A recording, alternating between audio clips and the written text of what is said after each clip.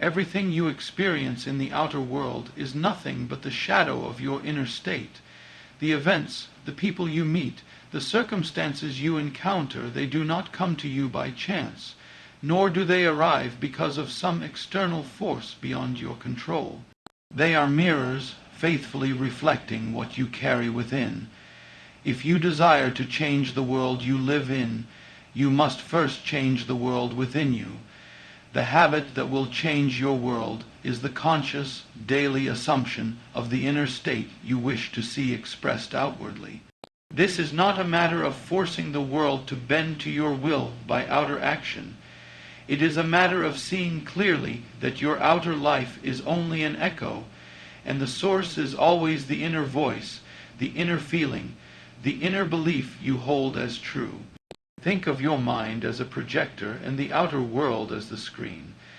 The images on the screen have no power to change themselves. They are merely the outpicturing of the film running inside the projector. If you wish to see something different, you do not go up to the screen and scratch away at the image you change the film inside. That film is your assumption of who you are, the deep and often unconscious beliefs you live from day after day. Most people try to change the screen and wonder why nothing truly lasts. The real work is invisible to others, but it is the only work that produces lasting transformation.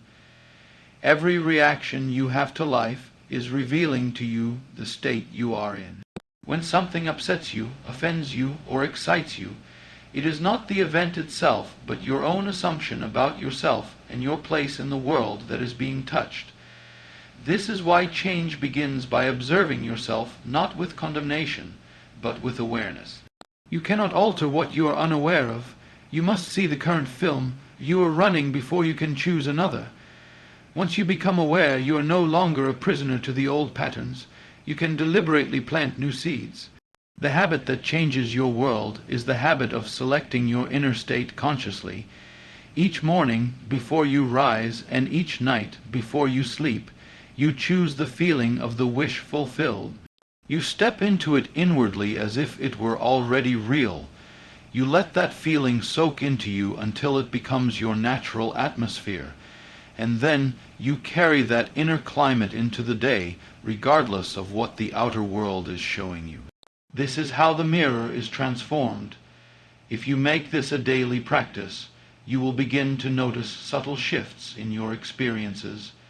People will respond to you differently. Opportunities will arise without strain. Obstacles will dissolve. This is not magic in the sense of violating natural law. It is the higher law at work. The world must conform to the image you consistently hold of yourself. This is why the habit of inner selection is the greatest habit you can ever form. It places you back in the position of the Creator, where you have always belonged. You stop reacting to life as a victim and start moving through it as the source. And as the inner film changes, so inevitably will the picture on the screen. Your mind is a garden, and whether you realize it or not, you are always planting seeds. Every thought you dwell upon, every image you hold in your imagination, every feeling you entertain, these are seeds dropped into the soil of your consciousness.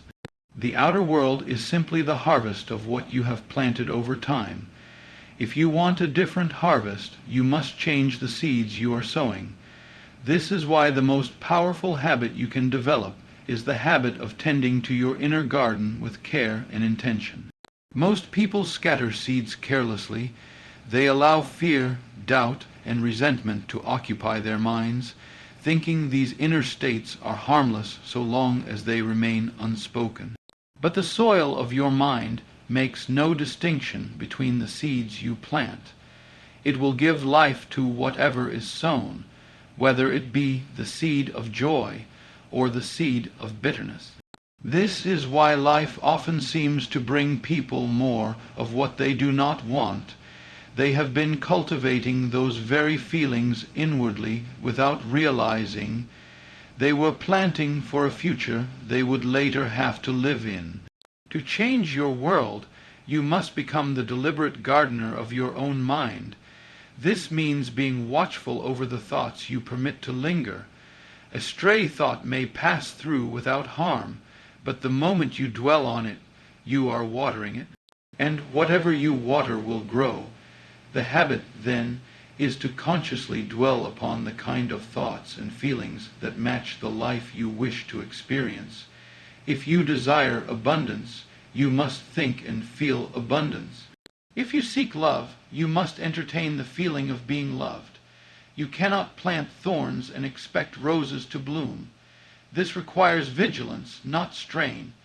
It is not about fighting every negative thought or forcing yourself to think positive in a rigid way. Rather, it is about gently but firmly guiding your mind back to the state you have chosen whenever you notice it wandering. Like a gardener pulling weeds, you remove what does not belong and replace it with what does. You cultivate a mental atmosphere that matches your desired reality until it becomes natural, automatic, effortless. The beauty of this habit is that the results are certain.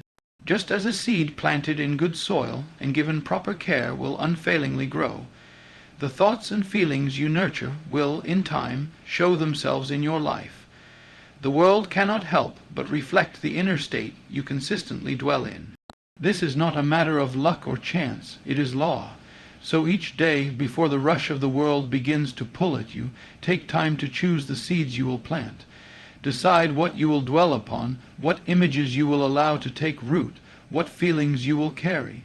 Let your imagination be the fertile ground in which you build the life you desire. Water it daily with faith, nourish it with gratitude, and protect it from the weeds of doubt. If you make this the habit of your life, you will find that the outer world changes without you having to wrestle with it. Opportunities will arise as naturally as flowers blooming in season. Circumstances will shift without struggle. And you will know beyond any doubt that you are the master gardener of your own destiny, that every beautiful thing in your life began as a seed in your mind. The most transformative habit you can adopt is the conscious practice of living as though your desire were already fulfilled. This is not a vague daydream or idle wish. It is a deliberate inner assumption, a state of mind you choose and inhabit until it feels more real to you than the outer world. You must train yourself to walk in the feeling of the wish fulfilled, to think from it rather than of it, until the line between imagination and reality begins to dissolve. Most people wait for outer circumstances to change before they allow themselves to feel the emotions they long for. They say, when I get the job, I will feel successful, or when the relationship comes, I will feel loved. But this habit of postponing the feeling ensures they remain in a state of lack. The outer world only mirrors what you already are within. If you are waiting to feel it, you are affirming you do not yet have it, and life faithfully reflects that absence back to you. Instead, reverse the order. Begin with the feeling. Let the state you desire become the atmosphere of your mind. If you seek success, carry yourself inwardly as one who has already achieved it. If you desire love, let the warmth and security of being loved fill your heart now. This is not pretense or self-deception, it is creation. You are impressing upon your subconscious the state you wish to express, and the subconscious, being the womb of all creation, will bring forth the corresponding conditions without fail. To live this way requires imagination, but more than that, it requires discipline. Your senses will often present you with evidence to the contrary. You may be tempted to abandon your inner state when the outer world seems stubborn and unchanging. But persistence is the test. You must remain faithful to your inner reality, even when the outer has not yet caught up. The seed takes time to grow beneath the soil.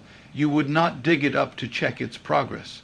In the same way, you must not abandon your inner assumption before it has had time to bear fruit. This practice also involves subtlety. It is not about forcing your mind to repeat endless affirmations or straining to believe against your will. Rather, it is about gently shifting into the mood of the wish fulfilled and allowing that mood to become familiar. You might imagine a simple scene that would be true if your desire were already a fact: a friend congratulating you, a loved one smiling at you, a letter in your hand confirming the news. You do not need to design the whole story. A single natural scene, felt vividly, can be enough to anchor you in the state. Over time, this inner state will become second nature. You will find yourself responding to life from it without conscious effort. And when that happens, the outer world will inevitably rearrange itself to match the inner truth you have been living. This is the quiet power of assumption. It does not fight the outer world.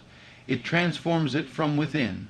When you make a habit of living in the end, you stop chasing outcomes and start embodying them. You no longer look to circumstances to grant you permission to feel whole, successful, or loved. Instead, you bring those feelings into being now, and the world, like a faithful servant, delivers the matching conditions to your door. This habit, practiced daily, will not just change your circumstances, it will change you. And once you have been changed inwardly, your world has no choice but to follow. The habit that will truly alter the course of your life is the conscious mastery of your inner conversations. All day long, whether you notice it or not, you are engaged in an endless stream of self-talk, silent dialogues with yourself and imagined dialogues with others. These inner words are not idle, they are creative forces. Every mental conversation is a seed planted in the fertile ground of your subconscious, and in time each will bring forth after its kind. If you wish to change your outer world, you must first change the tone, content, and direction of your inner world. Most people are careless with their inner speech. They rehearse arguments that never happened, relive past disappointments, or imagine worst-case scenarios as though they were inevitable. They criticize themselves in silence or play out interactions in which they are dismissed, ignored, or defeated.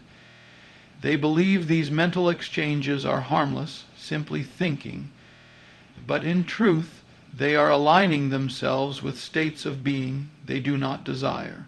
The subconscious mind does not distinguish between reality and vividly imagined thought. It accepts what you dwell upon and reproduces it in your life. To change this, you must take hold of your inner speech and give it direction. Begin by listening to yourself. Throughout the day, pause and ask, what am I saying inwardly?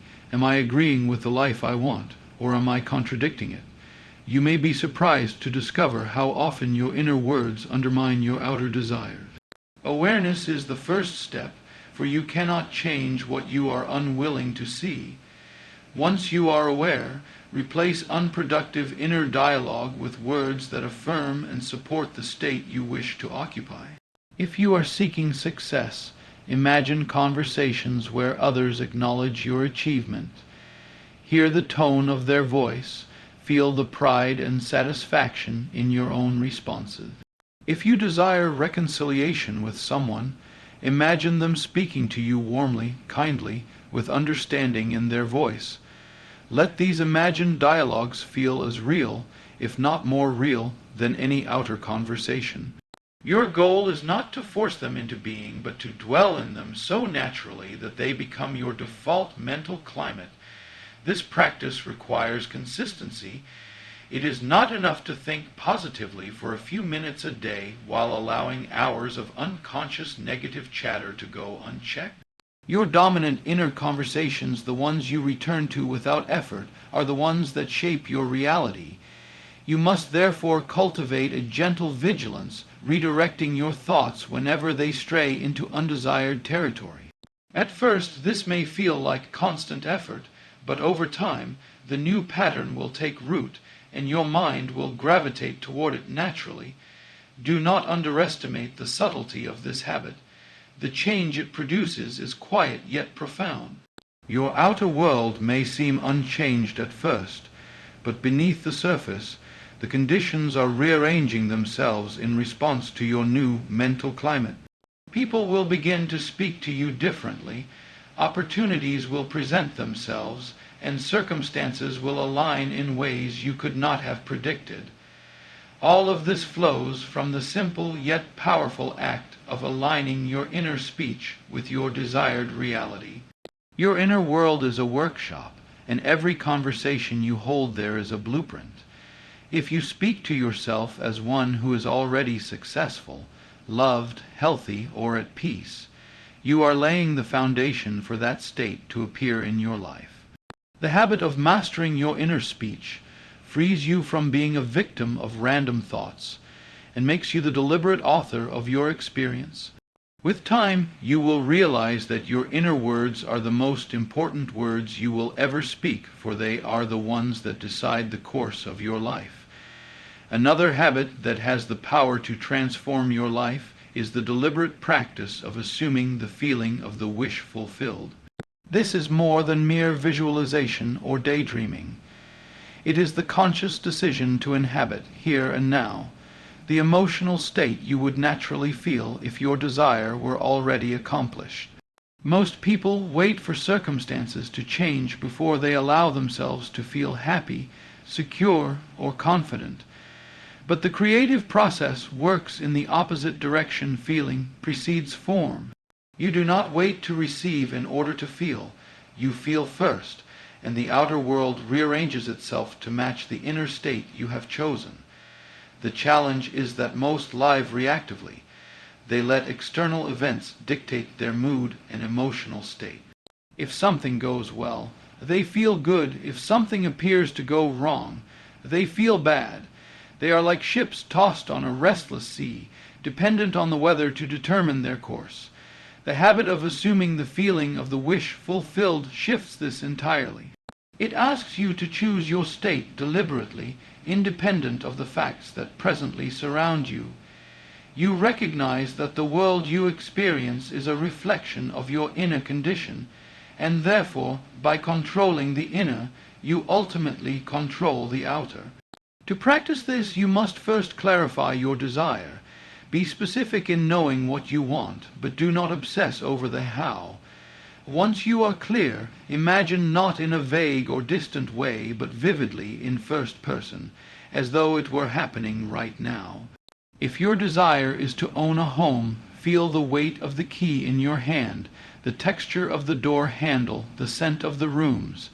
If your wish is to reconcile with a loved one, feel the warmth of their embrace, hear the sincerity in their voice. Most importantly, let the emotions you would naturally feel in that fulfilled moment rise within you. At first, this may seem like pretending. Your senses will argue that nothing has changed, and your reasoning mind may insist that you are being unrealistic. But if you persist, the feeling will begin to take on a life of its own. The subconscious mind is moved by feeling, not by logic. When you dwell in a state with genuine emotion, your subconscious accepts it as real, and from that acceptance, unseen forces begin to bring your outer world into harmony with your inner reality. The habit requires consistency and trust.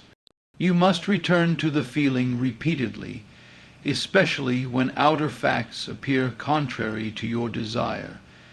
This is where most falter. They allow a temporary appearance to pull them out of their chosen state. But if you can remain faithful inwardly, the outer world must, by law, conform. There may be delays, detours, or unexpected routes, but the end will be the same, the fulfillment of the state you have steadfastly assumed. This practice is not an escape from reality. It is the recognition that your inner reality is the cause of your outer experience. By living from the end, you create a magnetic pull that draws the necessary people, events, and circumstances into your life. You no longer feel like a beggar asking life for favors. You stand as a creator, knowing that what you have claimed inwardly is already yours. The world becomes a stage upon which the unseen becomes seen, the imagined becomes tangible. The true power of this habit lies in its ability to free you from the tyranny of appearances. Once you understand that you can feel the joy, security, and fulfillment of your desire now before it has happened, you are no longer at the mercy of time. You carry the essence of your desire within you, and by doing so, you set in motion the chain of events that must lead to its visible expression. Over time, you will see that assuming the feeling of the wish fulfilled is not merely a technique, it is a way of living in which the inner world dictates the outer, and in which you become the deliberate architect of your reality. The final habit that will change your world is the unwavering practice of persistence in your chosen state, regardless of appearances. Many begin with enthusiasm. They imagine vividly, feel deeply, and stand in faith for a time. Yet when circumstances seem to contradict their desire, when delays stretch longer than expected, doubt creeps in, and they abandon the state they once held so firmly. But persistence is the bridge between the unseen and the seen. Without it, the seed planted in the subconscious never has the chance to take root and bear fruit. Persistence does not mean frantic effort or constant worrying about results. It is the quiet, steady refusal to move inwardly from the reality you have claimed. You have decided upon the end you desire, you have assumed it as true, and now you stand in it as if it were the only fact. The outer world may scream the opposite, but your inner eye remains fixed on the vision. You do not argue with circumstances, nor do you try to manipulate them directly. You simply persist in the assumption that your desire is already a present fact in your inner world. This persistence is not born from stubborn willpower alone, but from an inner knowing that the law of life cannot fail. Just as a seed must produce after its own kind, the state you dwell in inwardly must externalize. The difficulty is that appearances can be persuasive. They tempt you to accept them as final truth. But if you yield to appearances, you abandon your creation mid-process. By holding firm, you allow the unseen currents of life to move freely, arranging and rearranging the events necessary to bring about the fulfillment of your desire. To persist effectively, you must learn the art of mental discipline. This means becoming aware of when your thoughts and feelings drift into states contrary to your desire and gently, yet firmly, guiding them back. It is not about forcefully suppressing unwanted thoughts, but about replacing them with the feeling of the wish fulfilled until it becomes second nature. Over time, this chosen state becomes so familiar, so natural, that it no longer feels like an effort to maintain it. You have made it your dwelling place. Persistence also means refusing to measure your progress by the evidence of the senses. Just as a farmer does not dig up seeds daily to check their growth, you must allow your desire to mature in the unseen before expecting its visible harvest. This patience is not passive, it is active trust. You are not idly waiting, but living now in the consciousness of your fulfilled desire. The outer manifestation is simply the final stage of a process already completed within. Another vital aspect of persistence is emotional loyalty. When challenges arise, it is easy to let frustration or fear pull you out of your chosen state. But persistence means you stay loyal to the feeling of the end, even in moments of uncertainty. You remind yourself that the scene you have accepted inwardly is the true reality, and what you see outwardly is only the shadow of that inner truth, soon to be replaced by a fuller expression. This habit transforms not only your results, but your character. You become someone who is unshaken by temporary setbacks, someone who no longer flinches at the ebb and flow of outer events.